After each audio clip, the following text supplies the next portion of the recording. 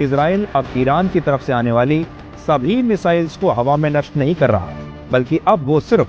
चुन चुन कर उन्हीं मिसाइलों को नष्ट कर रहा है जो उसके सैन्य ठिकानों, बड़े बड़े शहरों या फिर रिहायशी इलाकों को निशाना बना सकती है। दूसरी बात यह है कि लगातार एयर डिफेंस सिस्टम का इस्तेमाल होने से इजराइल की लंबी दूरी की इंटरसेप्टर मिसाइल्स अब धीरे धीरे खत्म हो रही हैं। अमेरिका के एक बड़े अखबार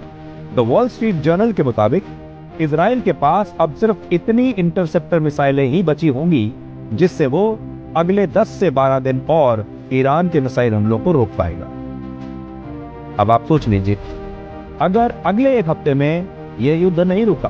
सीज फायर नहीं हुआ, तो इजराइल के एयर डिफेंस सिस्टम की ताकत आधी से भी कम रह जाएगी। ऐसी स्थिति में हो सकता है कि अभी तो बड़े बड़े शहर और रिहायशी इलाकों को निशाना बनाने वाली मिसाइल्स को इजराइल रोक रहा है, लेकिन बाद में यह भी हो सकता है कि वो सिर्फ अपने बड़े सैन्य ठिकानों को इन मिसाइलों से बचाने लगे और बाकी के इलाके ईरान के निशाने पर आ जाए। तीसरी बात यह कि ईरान की मिसाइलों को हवा में नष्ट करना भी बहुत महंगा काम है।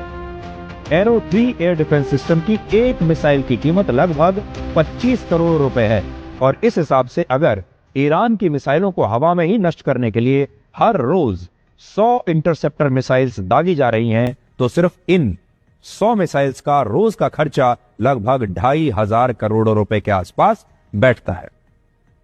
ईरान इन बातों को अच्छी तरह से समझ रहा है, इसलिए वो अपनी लंबी दूरी की मिसाइलों के साथ अब धीरे धीरे कॉम्बैट ड्रोन्स को भी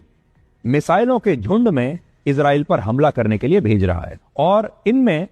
एक ड्रोन की कीमत लगभग 40 लाख रुपए के आसपास होती है।